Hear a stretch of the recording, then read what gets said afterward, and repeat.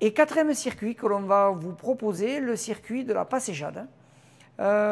Circuit de la Passéjade que nous proposons pour la Passéjade, pour la Passéjade Élec et pour le circuit d'Elfon-la-Rigeoise. Alors je fais une aparté sur le circuit d'Elfon-la-Rigeoise.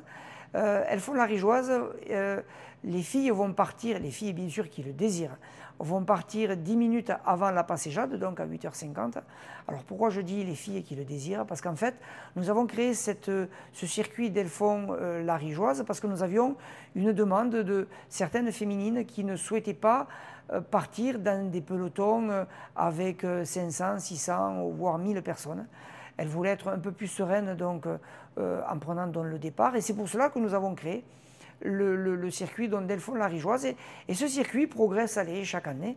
La première année, nous avons eu une quinzaine d'inscrites. Ensuite, nous en avons eu 25, 30, puis nous en avons eu 40. Et là, cette année, on attend entre 50 et 60 féminines. Voilà, donc on est ravis donc, de pouvoir leur proposer ce format de course.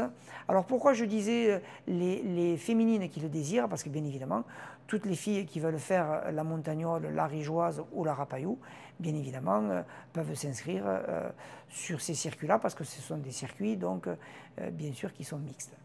Voilà, donc voilà pour Elfon-la-Rigeoise. Même circuit que la Passéjade ou que la Passéjade Élec.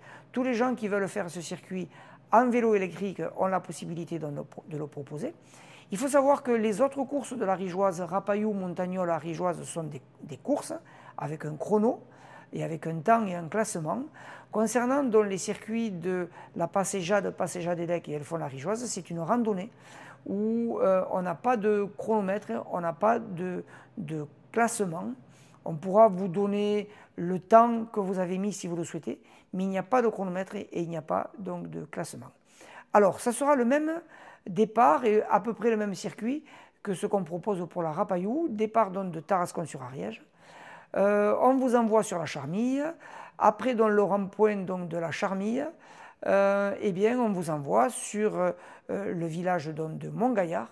Et à la traversée de Montgaillard, vous tournerez sur votre droite. Des signaleurs seront là pour pouvoir vous indiquer le chemin. Et vous allez récupérer la route de Roquefixade. Comme j'en parlais pour la Rapaillou précédemment, une route magnifique qui monte quand même assez, il faut la passer, la route de Roquefixade, mais elle est vraiment très très jolie, elle est super bien exposée. Vous avez une vue superbe sur toute la chaîne des Pyrénées, donc vraiment à profiter sans modération. Cette route de Roquefixade, c'est un petit bijou que nous avons chez nous.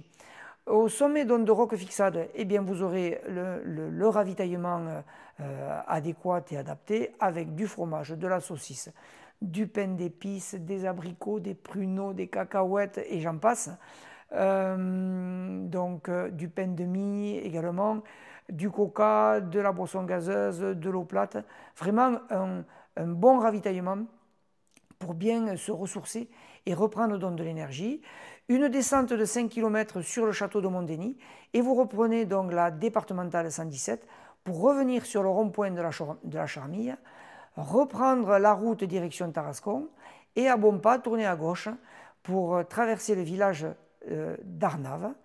Et c'est à ce moment-là que arrive la grosse difficulté de la Passéjade Élec et d'Elfon-la-Rigeoise, parce que vous allez monter jusqu'à Cazenave, ça s'appelle le Pass du Soulombrier, vous avez une montée de 5 km avec des passages à 10%, et vous allez voir, c'est pas facile, c'est là aussi un joli défi que l'on va vous proposer. Quand vous arrivez donc au sommet donc, du Pass du Soulombrier, vous arrivez à Cazenave, eh bien vous aurez un ravitaillement donc en eau pour se ressourcer un petit peu, et puis ensuite une belle descente sur Verdun-les-Cabanes. Attention, la descente, comme je le disais sur les précédentes courses, la descente est dangereuse, assez étroite, donc allez-y prudemment. Arrivé donc aux cabanes, eh bien vous passerez la ligne d'arrivée de la Passéjade, et là on vous propose également le repas d'après-course, et pour ceux qui ont réservé donc également le repas, on vous fera un repas spécifique au village donc des cabanes.